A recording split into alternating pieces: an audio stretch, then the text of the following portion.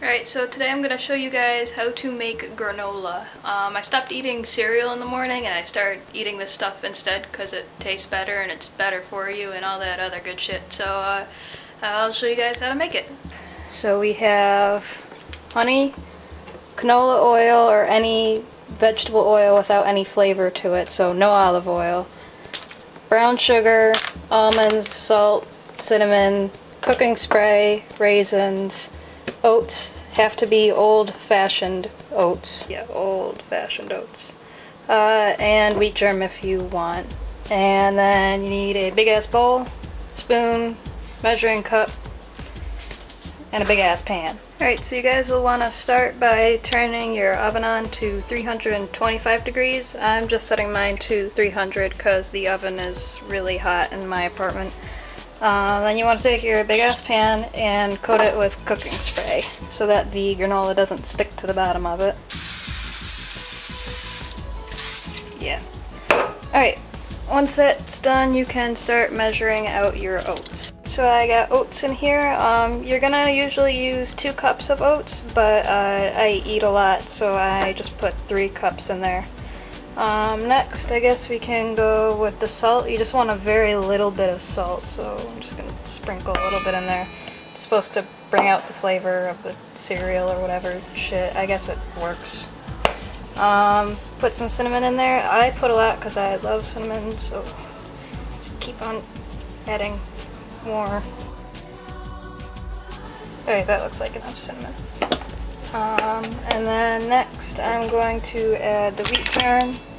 Alright, you would normally add a 1/4 cup of this if you wanted to add it. I'm just kind of gonna eyeball it, seeing as I didn't use the 2 cups.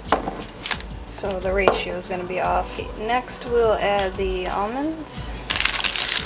I'm just gonna eyeball this because again I didn't use the 2 cups recipe, so I'm not quite sure what you would add, and I just eyeball everything anyway. Normally you would add about a 1/4 cup. So that looks about right, so we'll just keep on going. Next thing that you want to add would be the canola oil, and there's a special way to do this. Alright, so you want to measure out a 1/4 cup of oil, and we're going to be putting the honey in this afterwards, so we want to just kind of swirl it around so the honey doesn't stick to the sides, and then just kind of swish it as you're dumping it in the granola. And then you want to add less than 1/2 cup, maybe like 1/3 cup around there. You don't want a full 1/2 cup because that's what the original recipe I got called for, but that was way too much honey, so I just cut it back a little. Add that to your granola. And then what I do to make up for the honey that I took away from the recipe is I use brown sugar instead. So I added just enough water to coat the bottom of the measuring cup, and then I added some brown sugar to it. Now I'm just going to take a fork and kind of mix up the brown sugar so that it's not all lumpy when you add it to the granola. I could still use a little bit more brown sugar, so hold on a minute.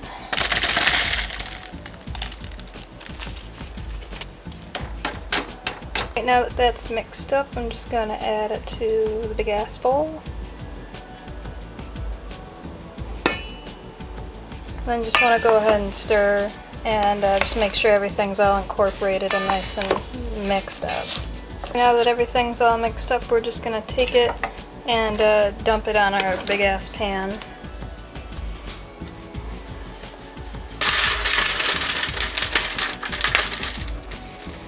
And then you want to make sure that everything's all nice and spread out, and you can go ahead and take this and pop it in the oven. You want that on the middle rack, not near the top, so it doesn't get burned. Alright, and then we are going to keep that in there for 15 minutes. Alright, so after 15 minutes, you're just going to want to take it out and stir it.